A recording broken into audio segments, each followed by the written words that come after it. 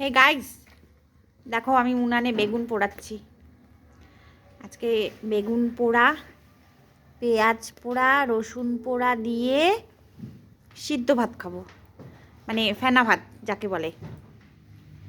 সাথে আছে হচ্ছে তোমার ডিম সেদ্ধ মাখা, তারপরে হচ্ছে আছে হচ্ছে বড়ি ভাজা, ফেনা ভাত, ফেনা ভাত আর সাথে ঘি। घी ये खाएंगे आज हम लोग रात को। গাইস তুমি জানে না আমি বাঙালি বুঝি না, বাট আমি অল্প অল্প বাঙালি শিখবে। ये আমার বৌজি, আমার দুশ্মন।